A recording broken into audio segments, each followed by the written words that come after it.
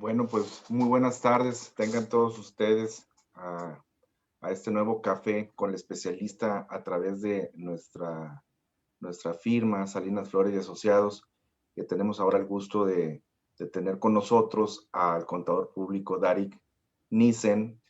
Él nos viene a hablar de un tema muy técnico, pero esperemos que lo podamos hacer como un reto, hacerlo de manera sencilla y ágil para que las personas que no conocen el tema también puedan adentrarse en esta materia.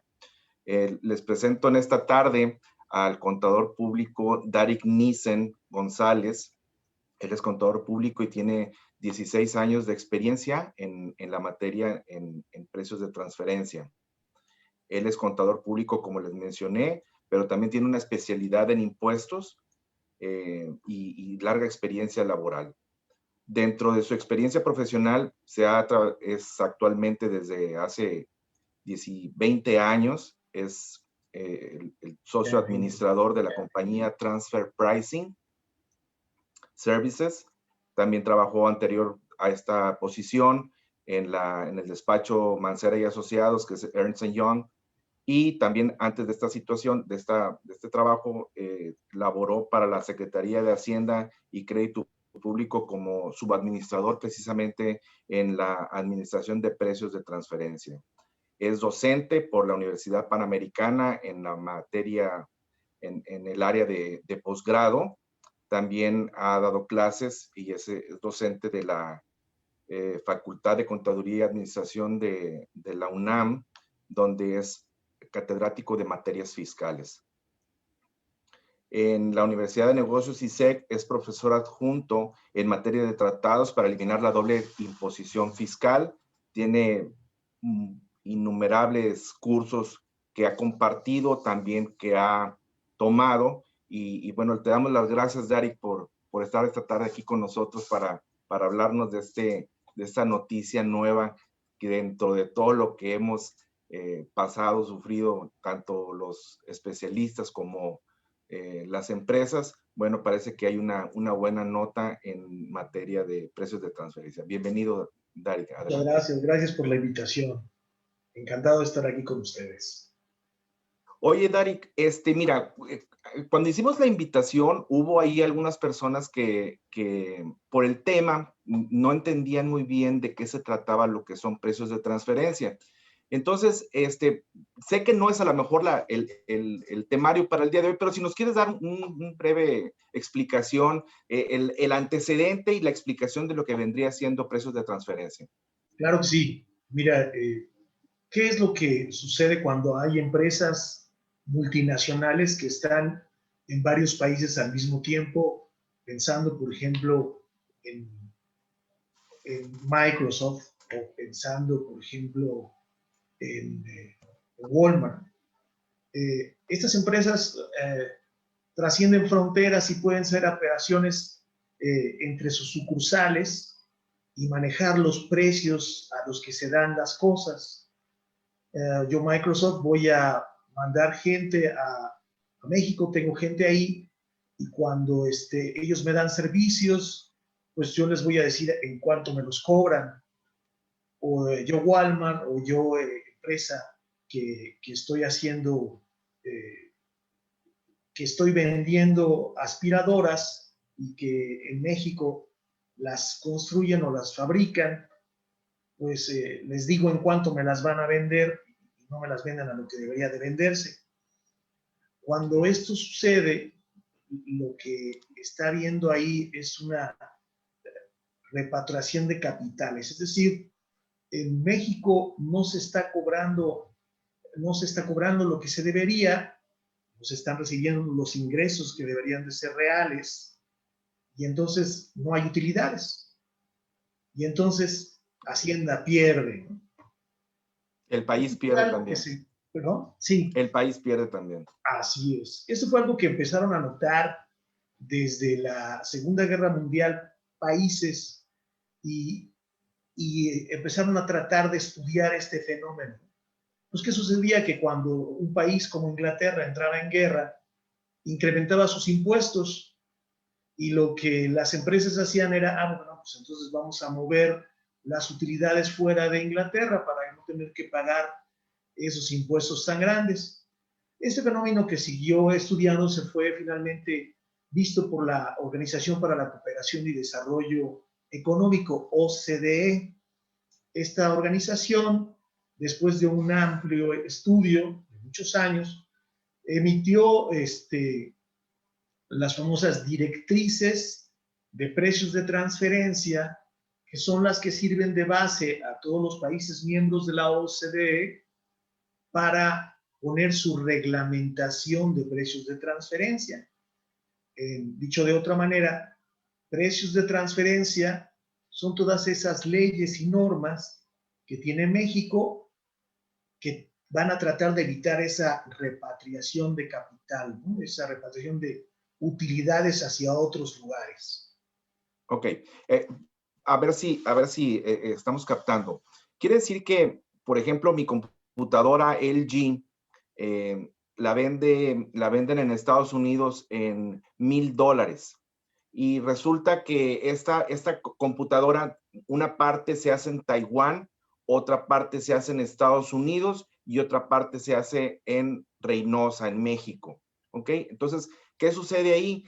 El precio de venta, pues es claro, son $1,000 o $1,000, pero ¿cuál es el costo? ¿Y a qué país le aplico ese costo? ¿Le aplico el 90% a Taiwán, 5% a Estados Unidos y 5% a México? ¿O le damos una categoría de acuerdo a los precios de transferencia y decimos, bueno, de acuerdo a estos componentes de la computadora, resulta que el 50% del costo está en Taiwán, el 25% en Estados Unidos y el 25% en México? Entonces, ahí, ¿cómo entraría la regla para efecto del pago del impuesto en los precios de transferencia? Mira, existen varias metodologías para las cuestiones de precios de transferencia. Para lo que tú estás comentando, por ejemplo, la manera más sencilla de plantear cómo se debe de determinar el costo es, tomo la empresa mexicana y veo a qué se dedica. Bueno, pues la empresa mexicana es una empresa que se dedica al ensamble, a una manufactura sencilla que no lleva un conocimiento o experiencia especial, no llega, por ejemplo, a tener marcas o modelos o patentes involucrados en la operación, no tiene un know-how particular o especial. Entonces dicen, bueno, la empresa es nada más una maquila o un contract manufacturer, ¿no? Para lo que llamaríamos en la jerga de precios de transferencia. Y buscamos empresas que se dedican a algo similar y vemos qué porcentajes de utilidad debe estar ganando, y poniendo un ejemplo, decimos, bueno, esta empresa debería estar ganando un 7-9% de utilidad. Y de ahí vemos que esta empresa mexicana esté obteniendo un 7% de utilidad sobre lo que serían sus ingresos, y con eso estaríamos cumpliendo en México. En Taiwán haríamos algo similar, buscaríamos una empresa que estuviera haciendo, y así de esa manera vamos en cada uno de los países, en cada una de las haciendas en donde toca una revisión, cada hacienda va a tipificar, a encontrar empresas comparables para poder decir qué es lo que va a, o cuál sería la utilidad que debería estar obteniendo la empresa. Ok, muy bien. Muy bien. Bueno, les comentamos a las personas que están siguiendo la transmisión que si tienen alguna pregunta, con todo gusto la pueden hacer. Aquí se la preguntamos a nuestro especialista. Pues ahora sí, ¿cuál es esa buena noticia, esas notas agradables en esta materia a nivel México? Bueno, lo que les vengo a comentar es algo que ocurrió. Ahora, si me pueden ayudar, por favor, con la primera lámina de la presentación.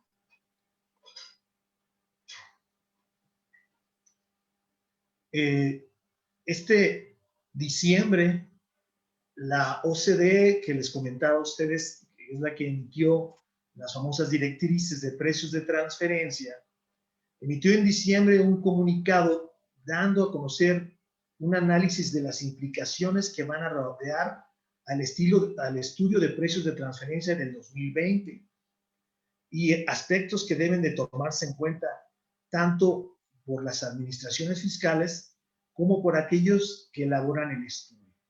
¿Qué es lo que ocurre? Hemos estado platicando que precios de transferencia es una herramienta fiscal que utiliza el Estado para tratar de evitar que les bajen los dineros, que no haya utilidades. Pero pues también la OCDE reconoce lo que ha estado ocurriendo con el fenómeno COVID. Dice, oye, con esta pandemia, con gran golpe económico que han recibido las empresas durante el 2020, pues va a haber problemas, va a haber empresas que van a estar teniendo pérdidas. Vamos a tener que justificar esa cuestión también, ¿no? O sea, va a haber... O sea, en condiciones normales, una empresa como la que te mencionaba de maquiladora, no debería de tener, debe de tener utilidad en México o en Taiwán o en Estados Unidos, porque a sus costos le van a aplicar ese porcentaje de utilidad que es el 6 o el 7 que mencionabas o el 9, y entonces se supone que finalmente la empresa va a tener utilidades, aun y cuando no lo vendan en México, sino en este caso, en este ejemplo de la computadora, se venda en otra parte. De todas maneras, el trabajo de México tendría una utilidad, de tal manera que no hay forma, en términos normales, de que este tipo de empresas que se sometan al estudio puedan tener una pérdida. En condiciones ¿no? normales, que no es COVID. La Secretaría de Hacienda diría, tú tienes de tener cuando menos este porcentaje de utilidad y no es posible que pierdas, ¿no?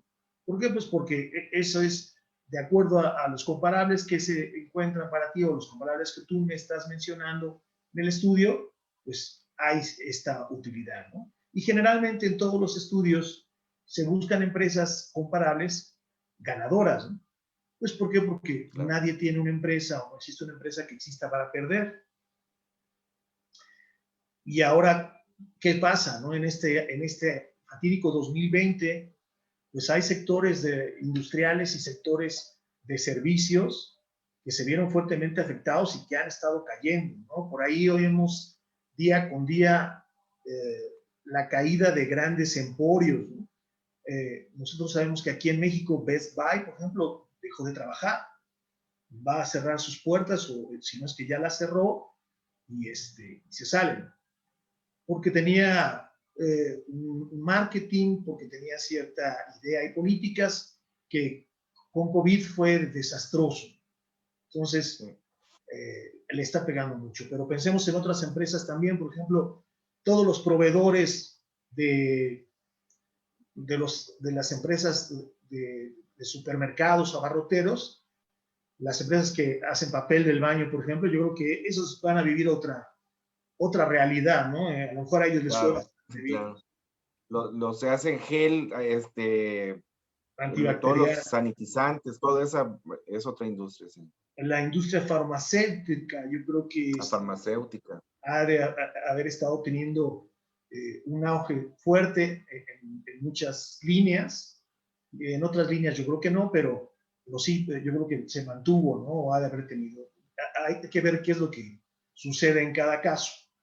Pero, okay, pero las otras empresas, la gran mayoría de las empresas, pues tuvo que cerrar puertas, tuvo que bajar producción, tuvo que tener miles de cuestiones que hicieron que las empresas pierdan.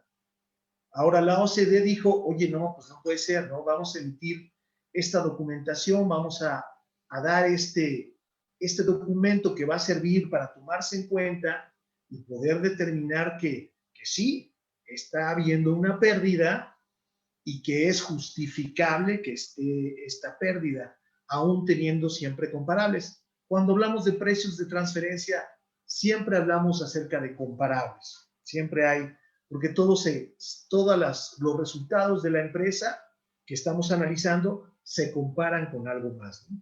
Se comparan con operaciones que mantuvo ella misma o se comparan con empresas que se dedican a la misma área, etcétera. Similares. Entonces, nos está dando este comunicado que está dividido en 4 capítulos y que va a convertirse en un marco de referencia del que seguramente veremos en los próximos meses reglamentación mediante resoluciones misceláneas o criterios por parte del SAT.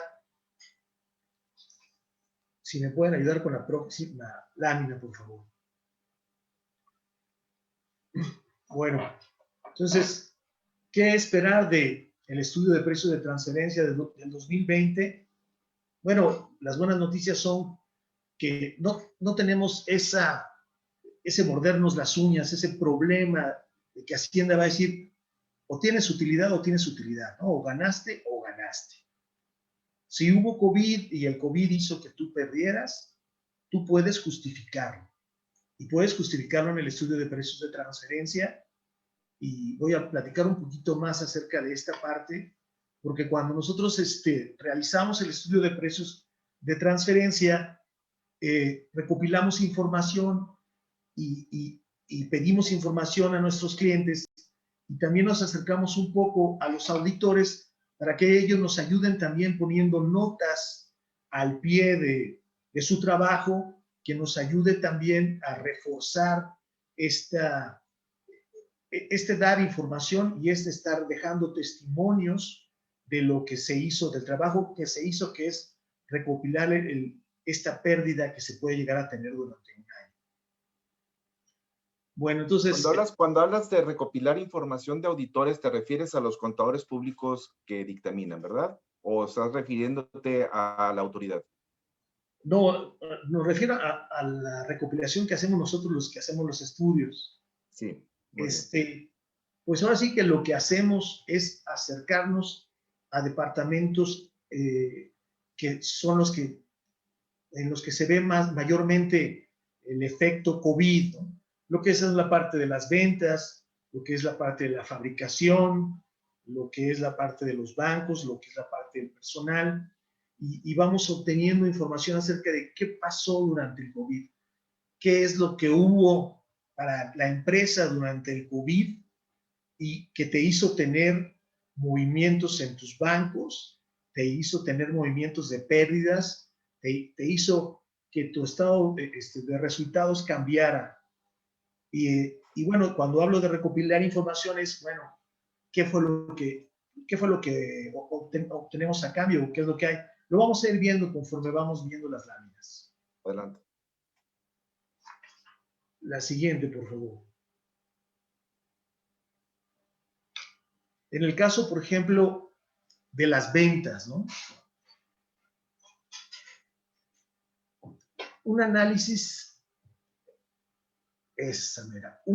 del cambio en los volúmenes de ventas durante el COVID-19, mencionando si se debe al uso de nuevos canales de venta y específicamente la comparación con las ventas generadas en años pre-COVID, tomando en cuenta si existieron negociaciones en las ventas ya pactadas con anterioridad. Bueno, déjenme comentarles el caso de un cliente de nosotros. Un cliente de nosotros dedicado a la distribución de ropa, tuvo que cerrar. Y dejar de cerrar, pues no significó nada más el no estar vendiendo, sino que tenía que seguir pagando salarios y tenía que seguir pagando local, tenía que seguir pagando ciertas cosas. Porque aparte todo el negocio estaba en el centro de la Ciudad de México. Entonces, híjole, muy difícil para el cliente, tuvo que cerrar finalmente la empresa. Solo distribuía, pero pues sí, muy difícil, ¿no? Y aquellas empresas que distribuyen a niveles más grandes, que llegan a vender a otros estados, y los otros estados le dicen, mira, ¿sabes qué? Ahorita no me mandes porque ahorita no se está vendiendo, o ¿sabes qué? Ya habíamos hecho un contrato en donde habíamos dicho que te iba a mandar 9,000 prendas, yo ya no puedo 9,000 prendas, mándame la mitad, y vaya, hubo que hacer ahí ciertos ajustes y ciertas cuestiones que tienen que verse entonces, ¿no? Tienen que reflejarse en los volúmenes de venta que que puede haber año con año. Se puede hacer respecto al año anterior, ¿no? Lo que hubo en 2019 con lo que hubo en 2020, para tener una idea de cómo es que está cayendo esas ventas, ¿no? En el inciso B vemos un análisis del cambio en la utilización de la capacidad instalada. Esto se está pensando cuando una empresa se dedica a fabricar algo.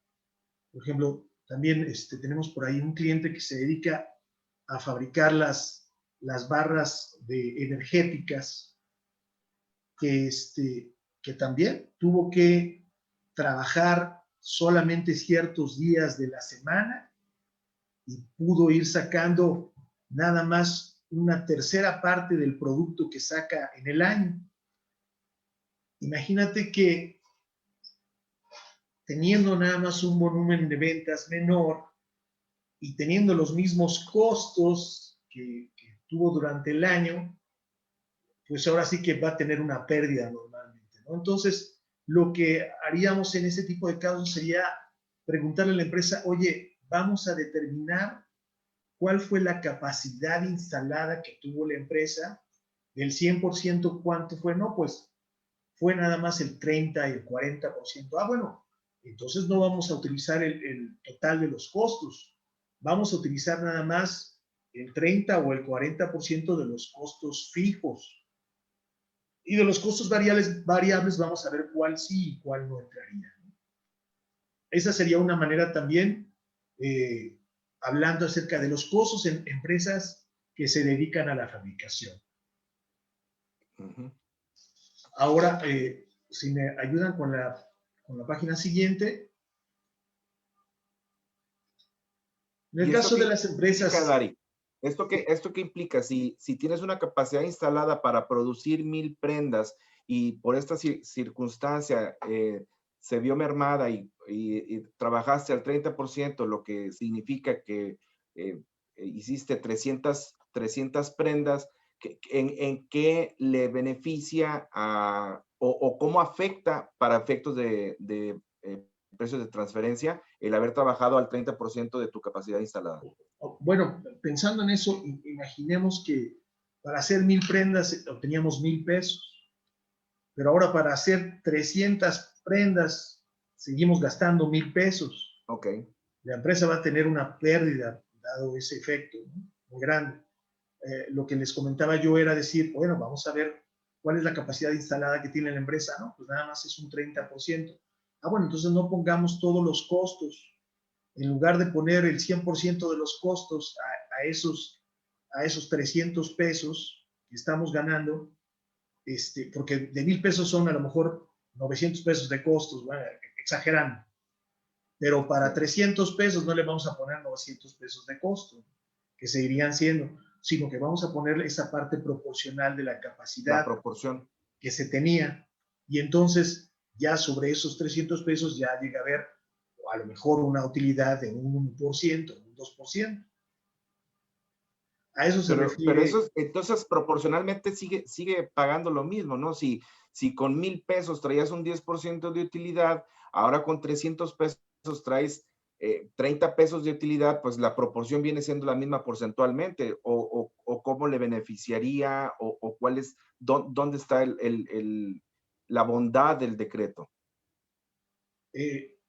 Lo que hay ahí es que a lo mejor estoy, como no estoy poniendo números, ahí es lo que, ahí dicen, ¿verdad? Que cuando una ciencia no tiene números, no es ciencia, es opinión.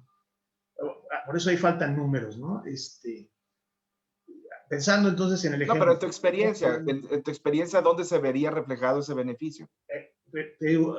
Poniéndolo con números decimos, si para 1000 los costos son 600 y para 300 los costos son 600, había de alguna manera una pérdida, ¿no?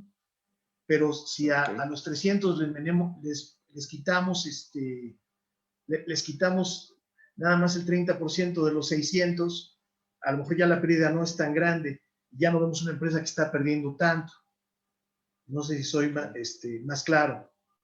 Sí, pues sí, sí, supongo que ya no va a estar perdiendo tanto, pero eso va a implicar que pague impuestos y lo que el empresario a lo mejor no quiere ahorita es pagar porque tuvo una pérdida.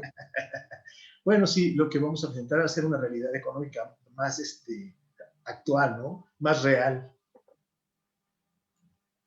Hacia eso va Adelante, más que nada. adelante. Este, para las empresas en general, habría que enlistar los costos excepcionales soportados, ya sea con partes independientes o relacionadas, por el grupo multinacional o por la empresa que estamos analizando. Porque en muchos casos hubo durante esta pandemia que dar donativo de productos o acondicionamiento de espacios, ¿no? Por ahí muchas fábricas tuvieron que poner una, que ponían unos aros en donde pasaban, se esparcía el desinfectante Sí. y bueno, que hubo que dar más lugar o espacio entre las personas. Muchas veces había que empezar a usar vitrinas para que las personas pudieran estar en el lugar o abrir las áreas para que se saneara más el ambiente. Pues en muchos casos, muchas empresas empezaron a comprar el gel, el material médico, las cuestiones Tapabocas. necesarias, así es. Por ahí me tocó ver algunas empresas que sí llegaron hasta ayudar con funerales de algunos de sus empleados, ¿no?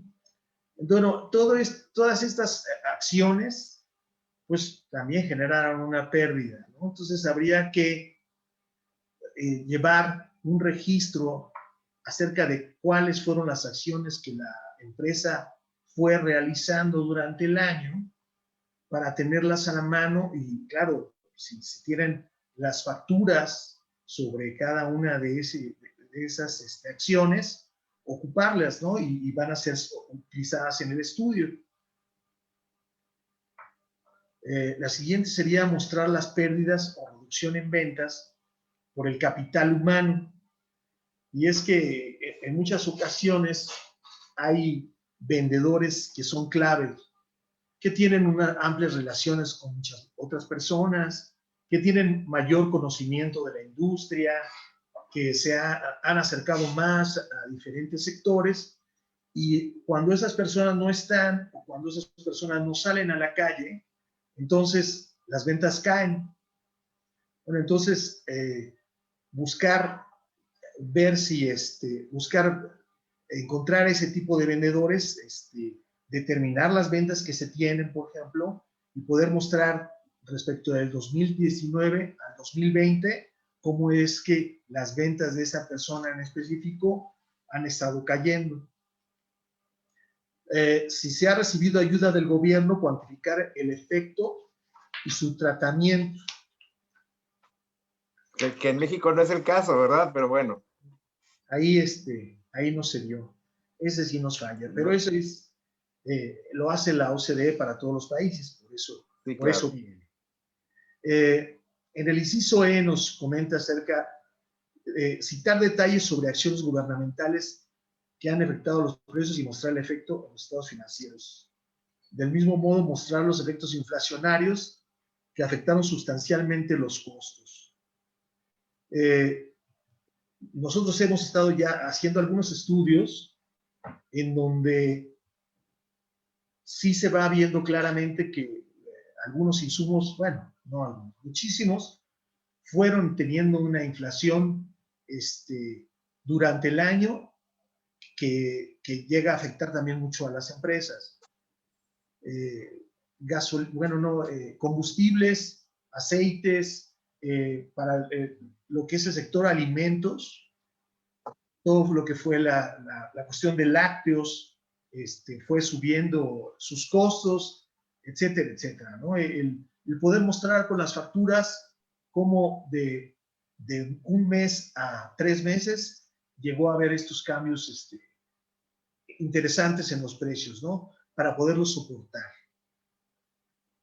¿Por qué hablo acerca de de guardar todas estas facturas. ¿Por qué hablo acerca de que cuando hay o cuando encuentro toda esta evidencia tengo que guardarla? Lo que hacemos en el estudio es comparar a la empresa a la que le estamos haciendo estudio, que le llamamos tester, con las empresas comparables, con empresas que buscamos en bases de datos que se dedican a la misma actividad que la empresa. Pudiera ser que estas empresas de aquí pudieran llegar a ser ganadoras, pudieran llegar a tener utilidades, pero cuando yo le pongo a estas empresas todo lo que esta empresa estuvo pagando, todas estas cosas que estoy comentando y citando, entonces estas empresas ya no van a ser ganadoras y van a hacerse perdedoras. No sé si es claro cómo lo estoy exponiendo. Lo que Pero sigues comparando iguales, ¿verdad? ¿Perdón? Sigues comparando empresas iguales. Así es, sigo comparando empresas que se dedican a la misma actividad y que están haciendo a lo mismo, pero pues para poderlas comparar tengo que ponerle a estas empresas la inflación, los gastos extraordinarios, las pérdidas, las reducciones en ventas, a lo mejor ajustes en la capacidad instalada que tuve que hacer yo por cuestiones de COVID. Entonces, a lo mejor esas empresas que estaban teniendo estas utilidades, después de todo lo que estoy yo recopilando y analizando, pues ya no van a estar teniendo utilidad, van a estar teniendo a lo mejor la misma pérdida que mi empresa Tested, con la que estoy haciendo el estudio. A eso me refiero cuando digo que estoy recopilando toda la información y cada uno de estos puntos es lo que se tiene que recopilar o que se tiene que tomar en cuenta para recopilar a la hora de hacer nuestro estudio. Que antes del, digamos, al 2019 no era necesario o no había esta regla de Así es. utilizar estos elementos. Así es, no existía este documento y solamente se podía llegar a hacer cuando había un evento extraordinario. Por ejemplo, me pasó que a un cliente en el año 2013 robaron su empresa, era una empresa farmacéutica que se dedicaba a distribuir un producto que llevaba heroína.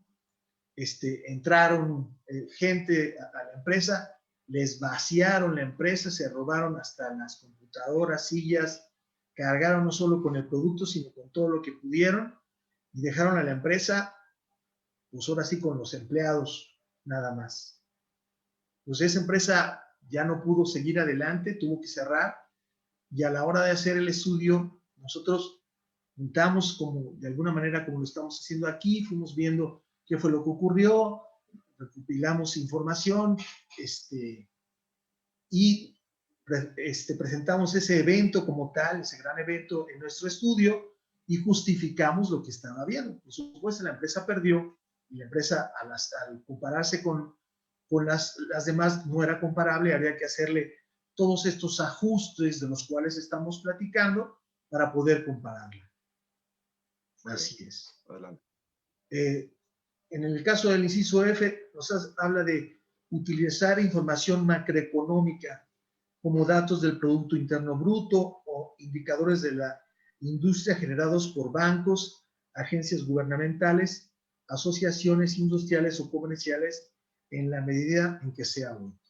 Bueno, es que muchas veces los bancos nos hacen el favor de publicar información económica, ¿no? De cómo es que va cada una de las industrias subiendo, bajando, para poder tener una idea acerca de cómo le estuvo yendo a esa industria en específico durante épocas de COVID. En el inciso G, un análisis de los efectos sobre la rentabilidad o sobre el comportamiento de la industria observados en periodos anteriores, utilizando cualquier dato disponible en el 2020, aunque sea parcial. Bueno, esto es, si estamos en una industria muy organizada, que que tiene agremiados y dentro de sus agremiados están sacando todo ese tipo de revistas en donde están dando información acerca de cómo estaba yendo, cómo se estuvo dando la industria y cómo fue bajando o cómo fue teniendo la problemática debido a COVID. Finalmente, el inciso H nos habla de ocupar la información de presupuestos o pronósticos en comparación con resultados reales que hubo durante el COVID 2020, tomando en cuenta los siguientes puntos. Este documento nos platica particularmente que si la empresa hacía presupuestos anuales, esa información le va a ser muy importante y va a ser vital para el estudio, porque ahora sí que el presupuesto está muchísimo mejor planteado, dado que la empresa se conoce a sí misma, sabe qué resultados eran los que debería de tener durante el 2020 y por supuesto va a conocer todas esas desviaciones y el efecto de esas desviaciones que se estuvieron dando, de acuerdo a cada uno de esos puntos que vamos a comentar. El primero, la preparación de un análisis detallado de pérdidas y ganancias que muestre cambios en los ingresos y gastos, con una explicación de las variaciones resultantes por el COVID. Esto puede incluir un análisis de varianza de los resultados presupuestados pre-COVID versus los resultados reales. Esto es un poquito de lo que la gente de costos suele hacer, ¿no? Normalmente cuando se trata de los presupuestos, que es un trabajo normal, ¿no? Que se hace normal, aunque no hubiese COVID. Sí, en el punto 2 nos dice, detalles de rentabilidad ajustados a donde hubiera estado el resultado si COVID no hubiera ocurrido. Eso debe considerar todos los factores que tienen un impacto positivo o negativo en las ganancias del contribuyente y debe ser respaldada con evidencia de años anteriores. Bueno, es finalmente otra comparación. Y al finalizar, o finalmente, la justificación y la evidencia de cualquier aumento en la asignación de costos o reducción de ventas y cambios posteriores en los márgenes operativos, teniendo en cuenta sus funciones, activos y riesgos. Bueno, esto es a grandes rasgos lo que nos marca este documento emitido por la OCDE durante diciembre de 2020, que está dando motivo a que nosotros empecemos a pasar cuestionarios a nuestros clientes, en donde estamos preguntando, como después de que pasa un siniestro, hay un gran choque entre camiones y se les reparte a todos los que estuvieron viendo las preguntas, a ver si me ayudas a contestar, qué fue lo que tú viste, dónde estabas tú, qué es lo que ocurrió, qué es lo que pasó.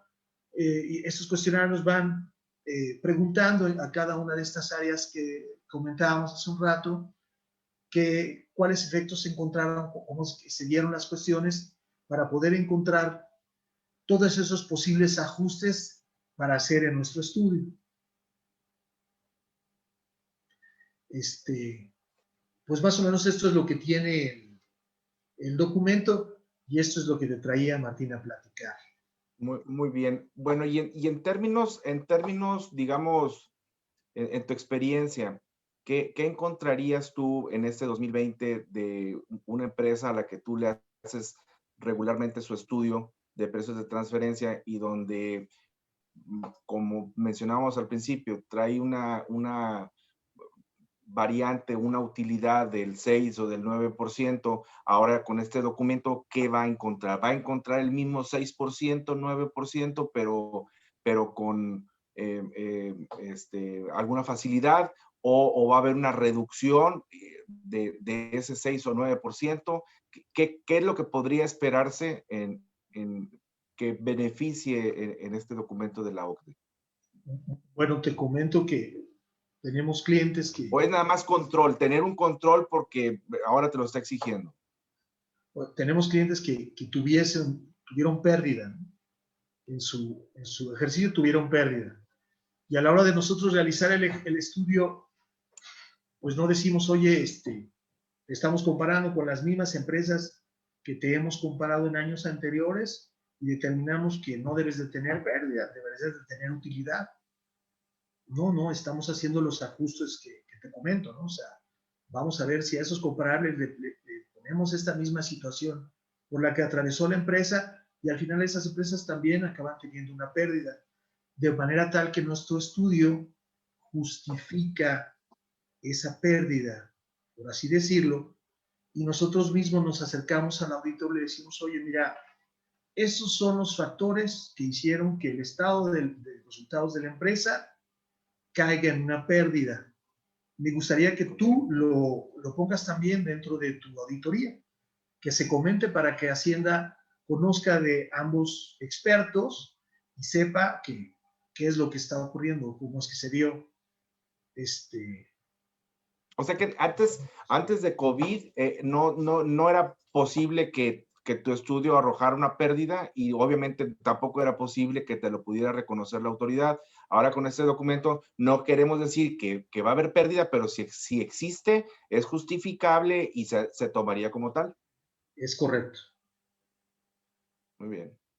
Muy bien, pues no queremos que las empresas, los empresarios tengan pérdidas, que queremos que tengan utilidades y bueno, la parte de impuestos pues es una consecuencia, pero si esto mitiga un poco su flujo o les beneficia en cierta forma, pues hay que estar atentos a estas recomendaciones para cuando llegues tú para realizar este estudio.